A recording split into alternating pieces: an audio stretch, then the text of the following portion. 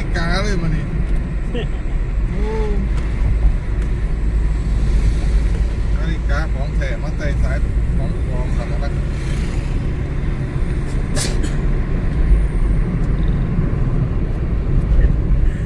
ใส่แกนไปแล้วแต่สายเก่ามันยังใส่แล้วเท่กว่ามันมาใส่สายนี่เรามาเปลี่ยนไม่มาซะโอ้ยบุเปลี่ยนมาเพิ่มเสียเลยมันเป็นตะเบิงเลย พอละบ่เนี่ยแบบเดียวเนาะพอละความมีตะปาบ เสียเวลาอยู่ฟังละผมเนาะหาตู้เนาะ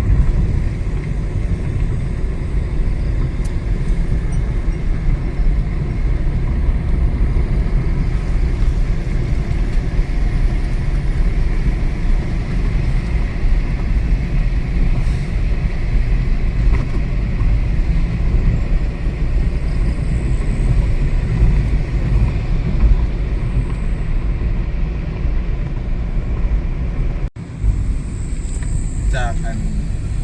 ข้างๆไปเวียงจันทร์เท่านั้นเองข้างรถไฟเวียดนามหมดเลย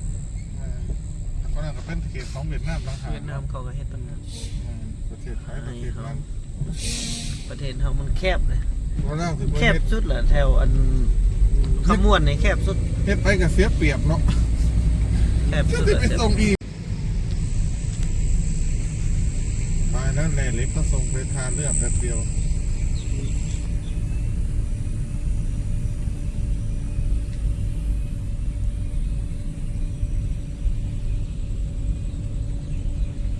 พาสปอร์ตลงพาสปอร์ตอะไรก็ได้ลงนะพาสปอร์ต ไปหนึ่งกันหมดคือเจ้า เนาะไปเข้าตู้ลงก็ไปทางรถไปทุกคนลงหมด ใครจะได้ โอ้ลงเท่านั้นเลยลงเท่านั้นเอาพี่น้อยเดี๋ยวลงไปปั๊มตราออกบาทนี้ปั๊มตราออกก่อน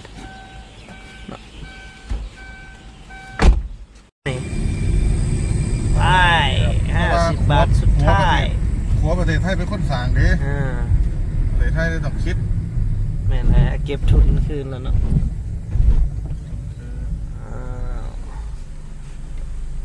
กระเจ้าแห่งสิขอบคุณเพื่อนเนาะ ลดเงินภาษีได้อยู่เนาะ3 ก้อนแล้วเนาะยังได้เสียภาษีหลายนึงเลยกลับอะไรยังก็สามารถลดหย่อนภาษีได้เลย ไอ้วันนี้ข้ามสะพานก่อนเด้อบัดนี้เอาเมื่อเด้อขวัญเอ้ยแล้วกลับมายาวเมือนข้ามสะพานแล้วจะไปใต้ขัวสะพานมิตรภาพไทยลาวบรรยากาศช่วงยามกลางคืนพี่น้องเลย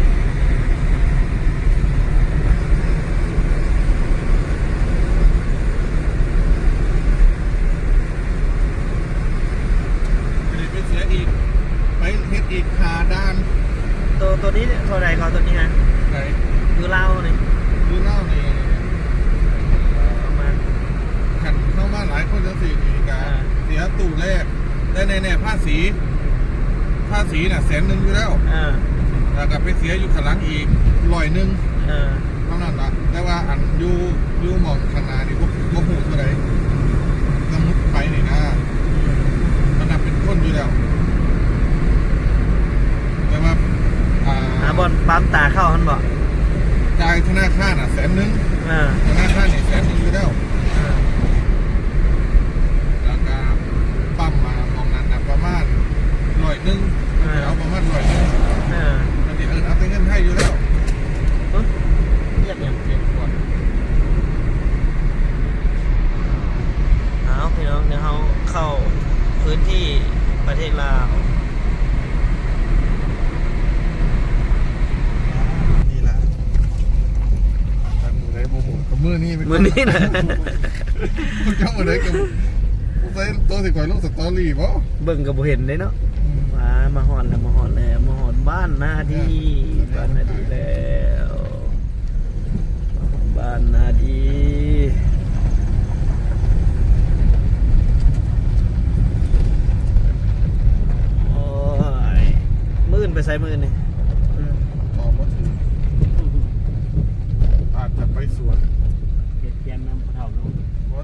ไปไซพ่อเฒ่าเฮ็ดเถียง บ่ โอ้แม่ ฟิวกาฟิว แมวจะบ่ ฟิวมิว อ่า ตีออกลูก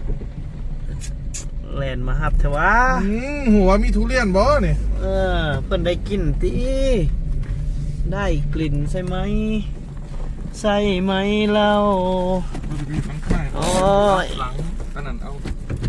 โอ้ไปจุดอันนั้นซะแล้วถุงปูน โอ้โอ้ ว่าจะเอาถุงปูนมาปลูกมาพริกเอง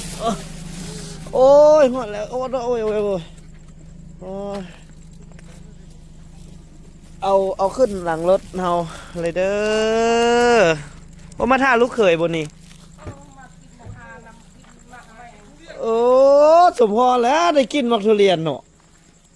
ลูกเขยก็ซื้อมักทุเรียนมาแต่ไปการตัวไปเตอร์นี่เนาะได้บ่เฮ้ยมาสบายดีเดี๋ยวก่อนบ่อะไรก็ได้แนมแต่หัวพุ่นโอ้ยตายแล้วบ่เห็นอ้ายเห็นพี่เลย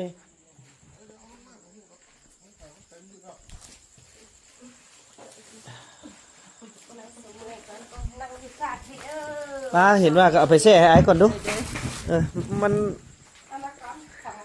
ลงไป โอ้ยแล่นกอดพ่อไปเลยเนาะโคตรซะ ลง จีเอ้ย โอ้ให้ลง จีเอ้ยไม่ ลงยังวะ ใส่เอาลงมาได้เอามันอย่างว่ากระเป๋าเฮาบ่ได้ฮีดหยังเลยบ่นี่ นี่บ่อันรู้ละร้อย 500 บาทเด้อได้เกือบ600 บาทบ่ได้หาได้ โอ้หมกทุเรียนหล่นที่ซื้อกระเพงกันเนาะโพด แต่ โอ้ คู่เอง มันหล่นแล้วอันนี่นะมันหล่นคาต้นเลยฟอดมันนี่นี่ แนวบอกเขาเจ้าว่าเอาตัวที่กินเลย กินได้เลยเด้อซะ คุณจนเห มา ลื ยุ่ อน เอา นี่ เอาถุงไว้ดีๆเด้อเพราะว่า เละบ่ นี่ก็จะเอาไอ้ดอกมอนทองไว้เลย บ่ระบอกเครื่องฮะไปสายตัวใดของเพิ่นตัวเต็มเพิ่นเอาไปแล้วติของเจ้ากับอันนั้นเด้สายของบุเคนนี่ซะโอ้เพิ่นซื้อน้ำมันนี่มาเพิ่นเว้าอ่ะซื้อน้ำมันมาให้พ่อเฒ่าไถนาได้บ่แม่นได้ซื้อน้ำมันมาไถนาให้พ่อเฒ่าฟังคักแน่ได้ ซื้อมาให้พวกเขาใส่นะ ซื้อน้ำมันมาให้พ่อเฒ่าไถนาได้อ๋อสั่งผัวมาจังไดก็ซื้อหยังมาสั่งผัวซื้อหยังมาซื้อมักเงาะวะแต่ได้ทุเรียน เดี๋ยวอันนั้นเฮ้ยมาฮอดเงินน้องจ้อยเป็นที่เฮียมห้อยแล้วเอาผัวมาส่งเลยได้อเธอเอาผัวมาส่งแล้วนะจ๊ะโอ้ยเมื่อยกับพญาติพะเยาเมื่อย มาแล้วครับเขาคอย ไปใส่ละอันแรกเด้ ไก่หากิโล แร่เด้ แพง แร่ไปใส่ละไปเบาสิได้อันเบิ่งดูโตพี่ช่างนี่โอ้ผลงานดีเด้อน้องเคยนี่ผลงานดีเด้อหาก็เอาตำลังป้าเพราะว่าถือผ้าเรียบร้อยป้ากับลุง3 ปีแล้วยังบ่ได้มีผลงานอยู่น้ำไอ้ลืมเบิดมันสิบ่เต้นไปบ่โอ้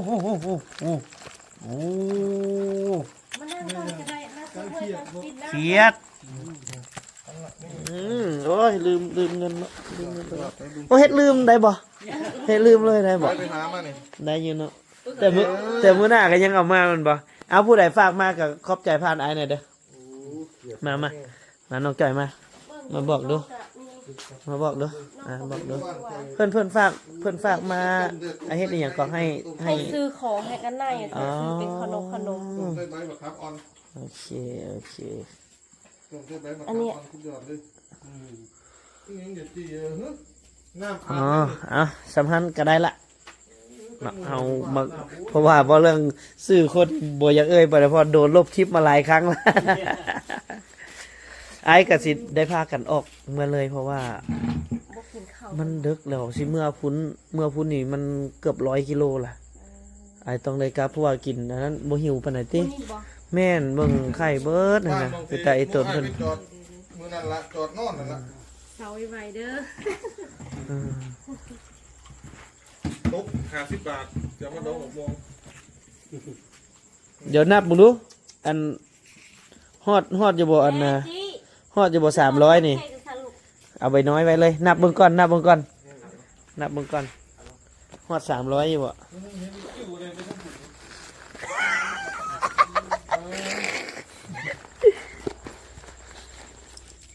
อีหยังก็10 ใบต่อร้อยบ่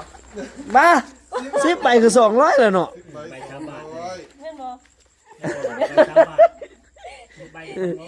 ป่วย 2 3 4 5อันนี้100เนาะ เออ 1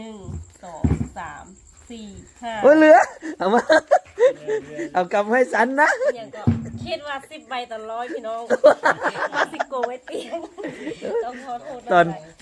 อนนี้โกงบ่ได้พี่น้องเพราะว่ากระเป๋าแห้งช่วงนี้ จะต้องกราบขอบพระคุณผู้ใหญ่ใจดีเนาะพี่น้องที่เพิ่นฝากเงินให้น้องกันนายแต่ว่าเพิ่นว่าบ่ได้ให้เป็นเงินพี่น้องจะให้เป็นสิ่งของหรือว่าขนมอันที่แบบเหมาะ ถึง ส แล้ว ม ถึงแล้วผมน้องพิจารณาเอาตามผู้รักผู้ใหญ่เพิ่นให้มาหั่นแหละ ได้แล้วจ้า เอาพี่น้องเอ้ยเดี๋ยวพวกเฮาก็มาส่งบ่ต้อมก็พักผ่อนสำนี้กินน้ำกินได้ซะเอา กินน้ำก็ กินเบิดแล้วบ่พวกเฮาสิได้เดินทางต่อได้ก็ต้องขอขอบใจทางบ่ต้อมเนาะที่เป็นธุระ สิมาอีกได้สู่เพิ่นไปเรื่องนี้ ที่เป็นธุระป้าปังซอยก็เป็นคนที่มีน้ำใจแฮง ให้ดีไว้เด้อให้ดีให้ไฟ ซอยเบิดทุกสิ่งทุกอย่างเรื่องพญาติพะเยานั่นนี่แหละอันใดก็ขอบใจ ไม่ได้ให้นอนให้หมอบ่ ให้นอนแล้ว แต่ว่ามัน ให้นอน เงิน บ่พอที่ เขาจะส่งไปพุ่น อุดร นอนพุ่น อย่างน้อยเจ้าต้องมีเงิน2-3 หมื่นก่อน เป็นอาทิตย์พุ่น บัดนี้เราเอาเงินมาแต่ใส่เอาเงิน บ่แม่นคนไทยเด้พ่อสิ30 บาท ต้องกลับไปหาเงินก่อนเนาะแล้วจะไปอีก บอกกินยาเอาต่อยาเอา อ๋อเพิ่นให้ต่อยา ครับเฮานี่แหละก็สิประมาณนั้นแหละที่ต่อยาว ต่อทุกเดือนเอาง่ายกว่า อะไรก็ขอบใจบ่ต้อมเด้อที่เป็นธุระ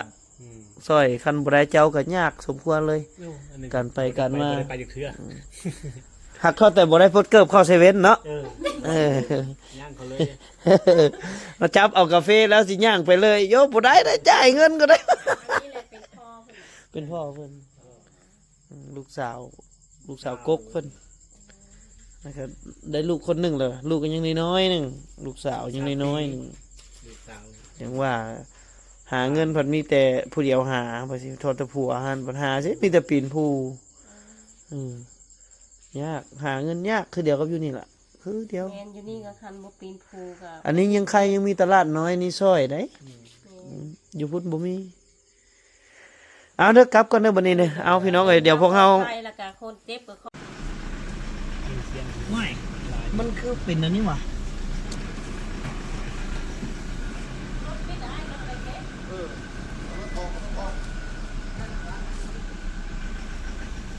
มุ้ยตัวนี้ว่าเข้าไม่ก่อนโอ้ยเล่นบอกเล่นบอกได้บอก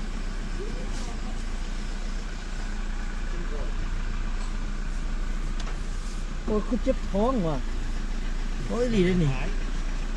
โอ้ยเจ็บท้องเลยนี่โอ้ยยังไก่แล้วเนาะโอ้ย ต้องทุเรียนทุเรียน ฮะให้ยัง กูได้เป็นน้ โอ้ ำโอ้โห ใส่ดมมึงดูบ่ว่าดมบิลี ว่ากระโดดอีหลีเฮ็ดจังซี่เนาะคิดว่ามันบ่จำไปยุ่งซิบ้าอันนี้ คนเฮากับเป็นไปทั่วทีบเนาะ คิดว่ามันบ่จุ หมู่ละจับอันนี้ซื่อๆกันยังเจ็บแล้ว แซ่บเลยนี่ก็บ้าเลย โอ้ยกำลังสิเมื่อแล้วพี่น้อง แต่ว่าเฮ็ดให้คนบางคนประเฮ็ดแม่นอีสังเอาเพิ่นสิพาเป็นบ่ปานแหล้ว เห็นนี่เลยยังบ่ทันได้ผ่าบ่ทันบ่ฮู้ว่าจะสิผ่าจังไดนะพี่น้องมีมีดมีผ่า คันผ้าบ่เป็นอีหลีแล้วไปหาไอ้อ้นเด้อ ถ ครั้งแรกที่ได้กินแบบ สามีซื้อมาให้ดีใจนำเมนธรรมดา ที่แรกเพื่อนจับอันน้อยน้อยๆ แล้ว อันนี้คืออะไรก่อนนี่ อันนี้300ปลายการธรรมดาของไอ2หน่วยถึง575 บาท ก็ซื้ออ่ะ 575 บาทไอซื้อ2หน่วยน้องน้ำมันเห็นบ่ต้อมโพสต์ซื้อมักทุเรียนเมื่อตอนเมียว่าจะทางพุ้นแคปส่งมาไอ้น้ำจะกินทุเรียนว่ะโน้ยติดตามครับขนาดว่ะไอ้น้ำจะกินทุเรียนนั่นกับข้าวกินกับข้าวอีหลีได้ พอมันนี่ทานบริฟ้ายังทันได้ผ่ายังทันในยังแต่ว่าพอละ จนเอาหูดังดมจนบาดมาได้ เอาพูดหน่อยจี้เห็นอย่างจี้ฮะโอ้หนูคนมาดมได้นี่เป็นจื้อได้เดี๋ยวออกเดินทางก่อนบัดนี้พี่น้องเลยกลับก่อนเพราะว่ายังใช้เวลาอีกประมาณ2 ชั่วโมงครึ่งฮอด บ้านเพิ่นบ้านเนี่ย บ้านสร้างปรุงบ่อน เมืองน่ะ เมืองยมราชนี่แหละ สุด เคยได้ยินเหรอ สุดชายแดนไปใกล้ที่ฮอดหลังคางยังอีก18 ลักก็ฮอดหลังคางอีก18 ลักฮอดหลังคาง ดูดยืมมาลาดเอา บ่ห่างจากเมืองยมราชออกไปอีก6-70 ลักพุ่นน่ะไกลบ้านเกิดเฮานี่แหละแต่เฮาหนีจากบ้านเกิดเพราะว่าแต่ก็มันกันดานโพด บ่แม่นนั้นพี่น้องเอ้ยเพราะว่าพ่อแม่พาไปค้าไปขายเนาะก็เลยต้องได้ยับย้าย แต่ก็ยังกลับเมื่อสร้างสาพัฒนาบ้านเมืองบ้านเฮือนอยู่คือเก่ายังอึดน้ำคือเก่าก็สิเฮ็ดน้ำให้เพิ่นยังเป็นห่วงเป็นใยปากอยู่บ่แต่ละมื้อนี่ค่อยถามเด้น้องเคยเจ้านี่ซึ้งอยู่โอ้ยเอาไปก่อนเอาโดมิกเอาเฮ็ดเข้าไปไปออกเดินทางบัดนี้เดินทางจ้าบัดนี้นี่เรียบร้อยเป็นบ่ไปนี่รถเฮายังมาส่งเดินทางไปอีกประมาณ2 ชั่วโมงกว่าๆพอได้นี่แต่เฮาเมื่อนี่เนาะเอาไปทางเฮาบัดนี้กลับเปลี่ยนกันอยู่เนาะเพิ่นเปลี่ยนกัน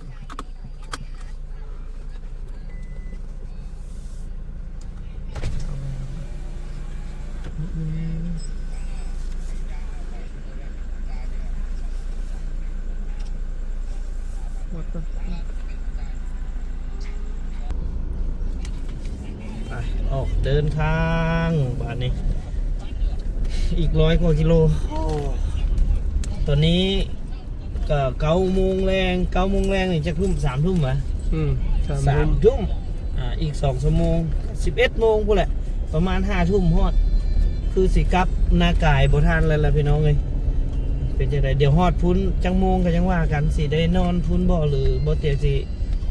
กลับนากายเลยถ้ากลับนากายเลยนี่อีก2 ชั่วโมงเนาะก็พูดละเป็นตี 1จังฮอดบ้าน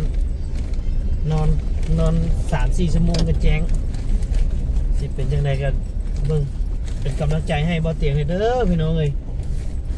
การทำความดีถึงจะยากสำไรก็ต้องช่วยกันต้องเฮ็ดเนาะต้องเฮ็ดต้องสร้างยากบ่มีสัญญาณจุดนี้เส้นทางเลขที่12บัดนี้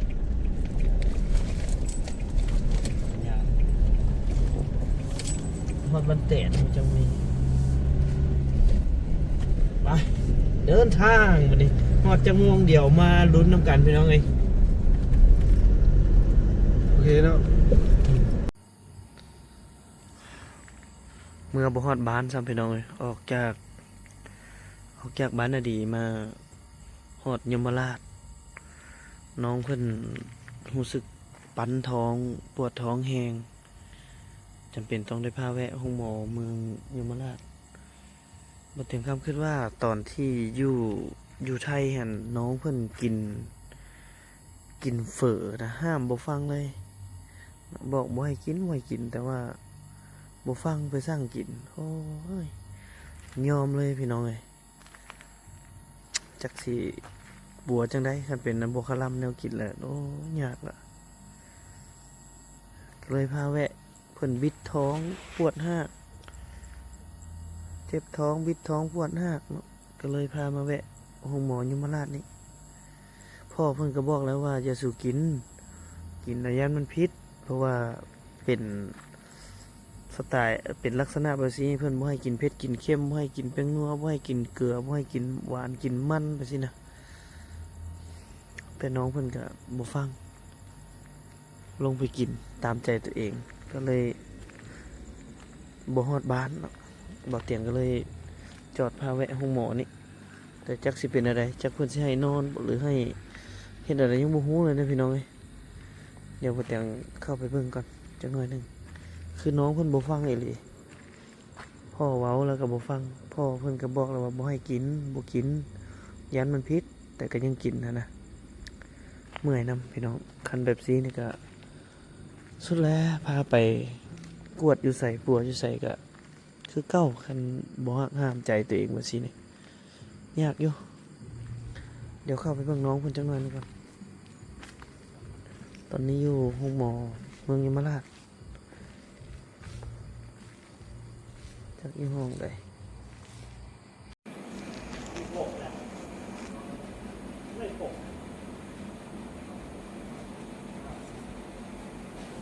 เพิ่นรอได้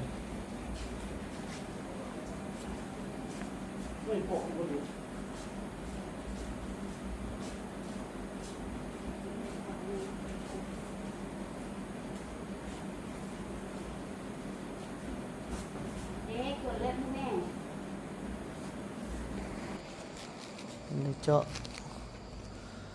จาะเลือดอีกเนาะ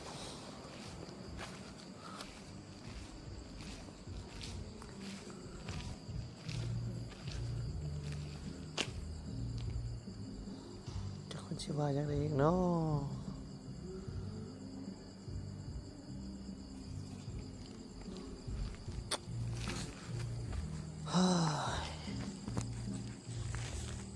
เดี๋ยวรอถ้าเบิ่งผลกวดตื่นว่าเพิ่นเสร็จอะไรสิได้นอนบ่หรือว่าได้แนวใด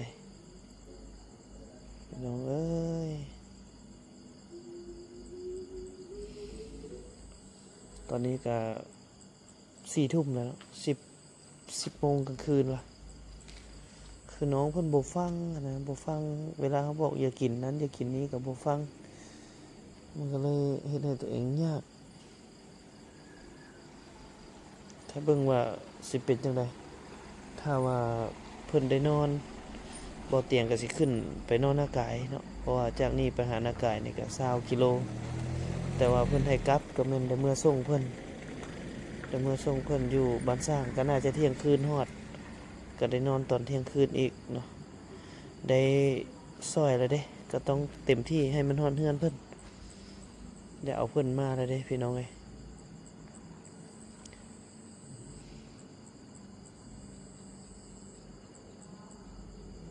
ว่าสิมาส่งเพิ่นฮอดเฮือนแต่บ่ฮอด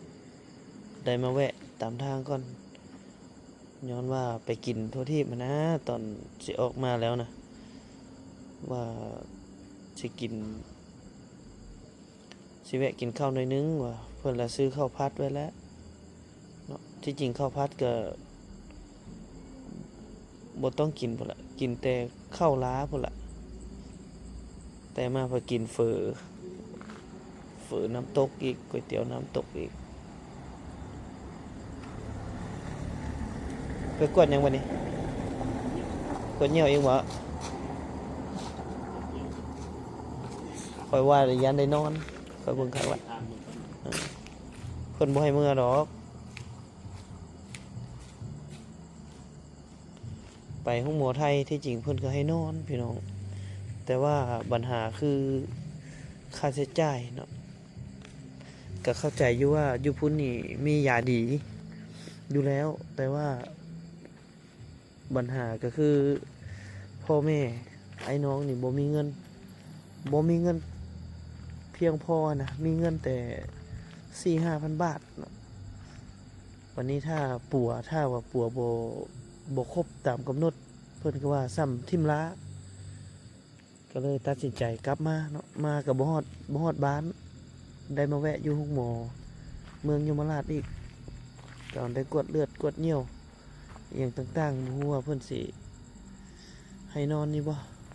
ก็ติดตามเพิ่นนำกันพี่น้องเอ้ยเฮ็ดอะไรซะพาเพิ่นมาล่ะก็ต้องได้เอาเต็มที่นำกันถ้าผลกวดมันบ่บัดนี้อืมอืม 20 นาทีบ่ 3 นาที อืม มันก็ไข้ขึ้นไปซักแล้ว ซักแล้วเพิ่นให้กวดอีกบ่ฟังนำไปกินอันนั้นแหละ กินเพอแล้วบอกอย่ากินรอหรือไปกิน บ่ฟังอีหลีเนาะโอ้ยเดี๋ยวนี้สมมุติปัวได้ก็ยาดีสำใดก็บ่ดีน่ะนี่น่ะ นั่นน่ะมือ สมมุติว่าไปปัวอยู่พุ่นก็เขาใช้ยาดียาทึกก็ให้ได้ตัวเองบ่คลำอีกกินตามใจตัวเองก็บ่ได้แล้ว ลงจะลดไปกินข้าวผัดเอาอะ ตอนนั้นก็ธรรมดาเนาะมากินข้าวผัดก็ได้ก็บ่ได้เป็นไอ้ชัง ไม่เป็นจังก็มากินแล้ว กินเฟอปุ๊บบ่ฮอดชั่วโมง อืม อาการออกเลยโอ้เป็นอันนี้จะยาดีสำหรับมันก็บ่ดีบ่คลำบ่ห้ามใจตัวเองจักหน่อยเลยเมื่อยแล้วเดี๋ยวนี่เสิร์ชผู้พา จะบ่จะไปปัวนะ เนาะเหตุผลนะเนาะ มันเมื่อยไปแล้วเนาะโอ้ว้าวฉันก็บ่พังมันกินมันอยากกินแต่เชฟอยากรู้ตัวเป็น กินแต่มันก็บ่ถึงขั้นว่าแซ่บนัวสังหึกหืนดอกเพียงแต่กินแล้วก็ยากเพียงแต่อยากได้ให้ได้ใจ ใจตามเจ้าเนาะ ที่จริงองค์กภาพไปมันหลายบ่อนแล้วเนาะ อืมว่าจะมาพาไป ไปพัดมันขีนใจองค์เว้าหยังก็บ่ฟังเนาะ อืม เอาใจซอยอะไรให้ได้ซะก็สุดแต่กับผู้เกี่ยวเองแล้วบัดนี้ถ้าเฮาก็ซอยซะไม่แล้วแม่นเหรอวะ อืม เฮาก็บ่ฮู้แนวสิว่าล่ะ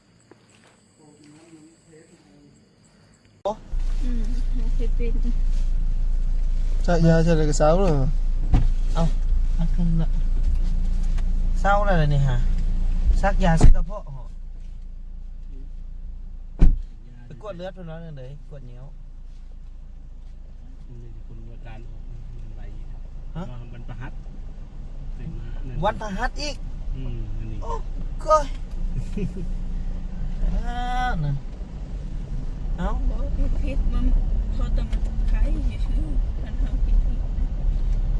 มันบริ เอ เก็บ อนั่นแหละก็คลำหมดเลยคลำหมดเลย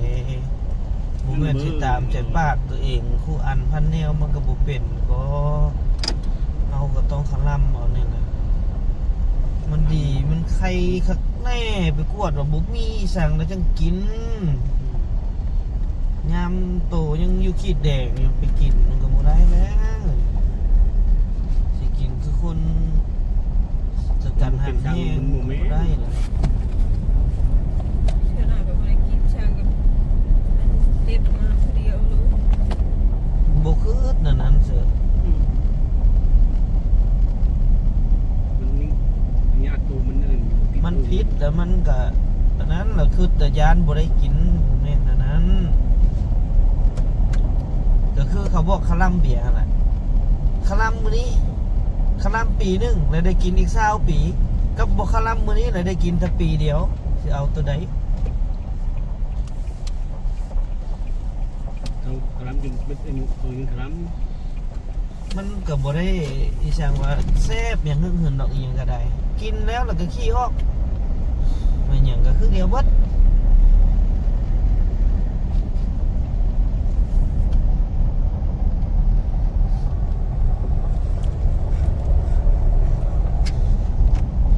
เบิ่งตอนนี้เท่าไหร่11 โมงเอ้า ำเป็นหมูอ่ะ 5 ทุ่ม ว่า 11 โมงล่ะเมื่อฮอดพุ่นนี่ยัน1 โมงประมาณ12 โมงหา12 โมงครึ่งไป เอาโทรศัพท์เขาก็ถือสมัย จังใดก็เดี๋ยวสู้ร่วมกันไปฮอดพุ่นได้นอนพี่แหลมมื้อนี้ก็ได้บ่ได้เมื่อบ้านแล้วมื้ออื่นเช้าจังเมื่อ เบิ่งทุกคนทุ่มเทกับน้องนี่แหละน้องเอ้ยคลำเอา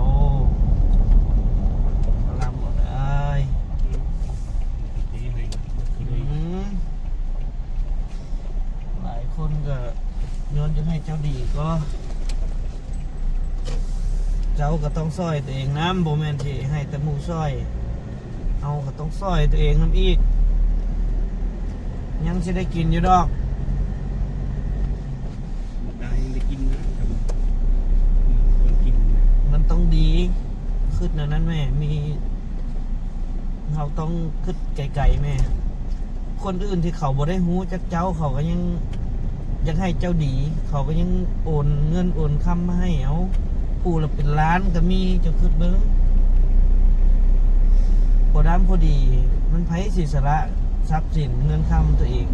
50,000เขาก็ยังบ่ให้ก็แล้วเขาบ่อยากให้เจ้าดีบ่เห็นใจเจ้าน่ะ เจ้าก็ต้องฮักตัวเองตึ้งตัวใดบ่พอกินก็บ่กินกะลำเอาได้เฮ้ยไปเดี๋ยวออกเดินทางพี่น้องจังน้อยก็ฮอดพุ่นจังโมงเดี๋ยวไปเบิ่งกันที่พุ่นละ เขาปรารถนา โอเค แคบแต่บนนี่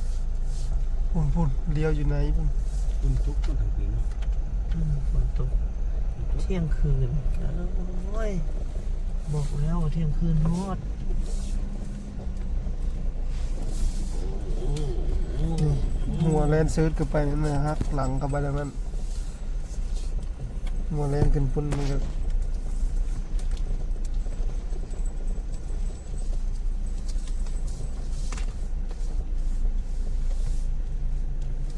หรือว่าหัวแลนกับแพนก็ได้ จอดก่อนซะเดี๋ยวจังว่ากันไอ้หอนเงินมาซาหน่อยได้ เที่ยงคืนเป๊ะ เป๊ะเลย00 โมง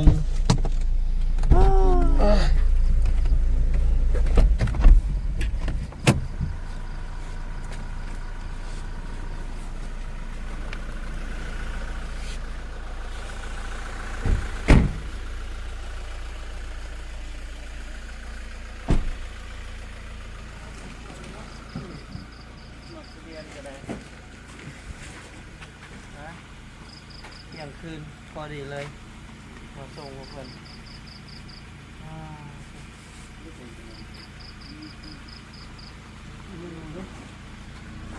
ไปส่งขนมนี่โอ้มันคือเรียนกันออกกระเป๋านั่นมันวัน เลี้ยงตุกคน ได้กระตุก ตัวนี้ก็ได้ น่ะตุ๊กตัวล้มนะของเจ้านะ กระลำเนี่ยได้เลยเด้อกระลำเนี่ยได้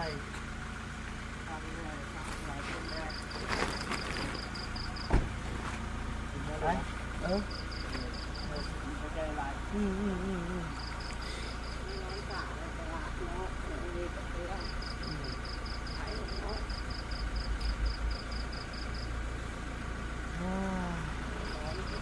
มันบ่อยากคาร่ำงานนี้ยอมเดียวผมไม่กินปั้นท้องแหละทำความเหนื่อยคาร่ำเนี่ยไปอยู่อะไรเงี้ยเรื่องบนนั้นได้ออกมาผลปวดมันเป็น4 10ขึ้นได้ไหมมาห้องหมอนี่มาลาจะไปพี่น้องบันนี้ออกเมื่อก็มาส่งตอนเงินรับซานแล้วเนาะตั้งแต่5 โมงเช้าจุดเที่ยงคืนพาไปพามาเนาะแต่ย้อนยังให้เช่าแต่ก็มันก็ขึ้นกับผู้เกี่ยวได้ยังไงก็ได้ก็เป็นกำลังใจให้น้องคนวันนี้ก็คือสิได้นอนพี่แหละพี่น้องเลยบ่ได้กลับหัวเที่ยงคืนแล้วสินอนมื้อเช้าประมาณ5-6 โมงก็จะสิออกมาแต่เช้าเมื่อฮอดหน้ากายก็น่าจะประมาณ8 โมง 9 โมงก็หมดถึงเช้าอยู่พุ่นเนาะจังไดก็เป็นกำลังใจให้ครับบริษัทร่างกายสำหรับในการมาช่วยเหลือน้องเพิ่นในครั้งนี้ก็เดี๋ยวสิขอโตไปพักผ่อนก่อนพี่น้องเอ้ยเมื่อยแฮง เบียร์แห้งสำหรับอีพีนี้ก็ขอกลับสบายดี